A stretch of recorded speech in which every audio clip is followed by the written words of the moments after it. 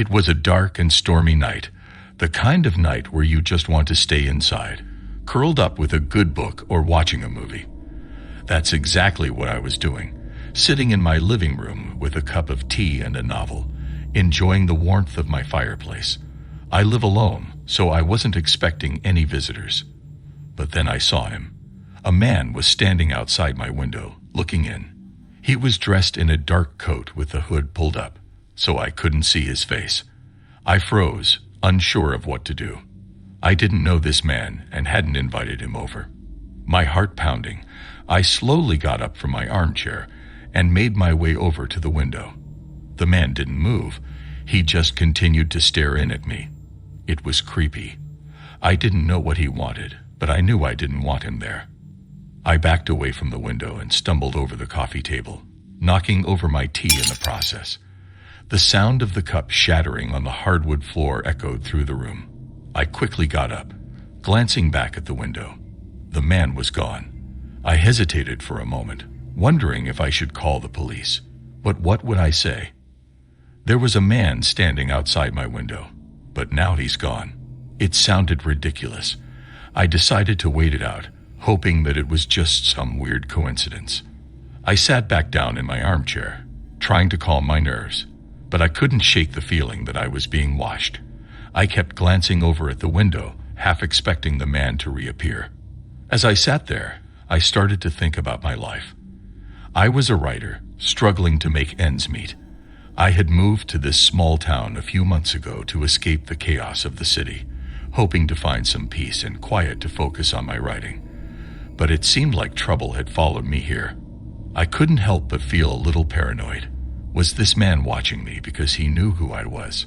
Was he a fan of my work, or was he something more sinister?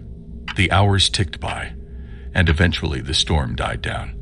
I decided to call it a night and went to bed, but I couldn't sleep.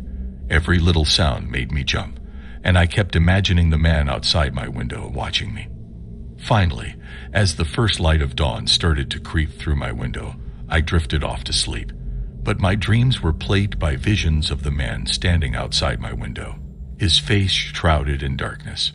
When I woke up, it was bright outside. The storm had passed, leaving everything fresh and clean. I got up and made some coffee, trying to shake off the lingering unease from the night before. But as I looked out the window, I saw something that made my blood run cold. The man was back, standing in the same spot as the night before. He was still wearing the dark coat with the hood pulled up, but this time I could see his face. It was twisted into a grotesque grin, his eyes fixed on me. I stumbled back, dropping my coffee mug. The man didn't move. He just continued to stare in at me. I finally found the courage to call the police, telling them about the man outside my window. They arrived quickly, but when they searched the area, there was no one to be found. Days turned into weeks, and I tried my best to move on from the incident. But every time I looked out my window, I half expected to see the man again. I started locking my doors and windows at all times, and I even installed a security system, but nothing seemed to ease my anxiety. One day, as I was walking to my local coffee shop, I saw him again. The man in the dark coat was standing on the other side of the street, watching me. This time, however, he didn't run away when I saw him. Instead, he slowly walked towards me, never breaking eye contact. My heart was racing as he approached, but I couldn't move. I was frozen in fear, unsure of what he was going to do. When he was only a few feet away, he stopped and spoke to me. "You can't escape me," he said, his voice low and menacing. I tried to run, but my legs felt like they were made of lead. The man continued to follow me, his laughter echoing through the streets. I felt like I was in a nightmare, unable to wake up. Finally, I made it to the safety of the coffee shop, where I collapsed into a chair, gasping for air. The barista asked me if I was okay, but I couldn't even speak. Over the next few weeks, the man continued to taunt me. He would appear outside my window at all hours of the night, whispering threats and promises of what he would do to me. I felt like I was losing my mind, unable to escape the torment. Finally, I decided to confront him. I waited outside my house, watching as he approached. This time, however, I was ready.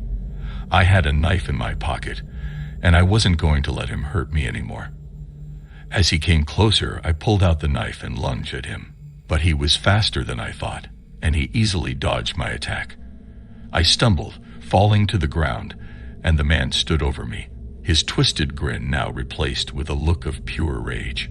"You shouldn't have done that," he said, before disappearing into the night.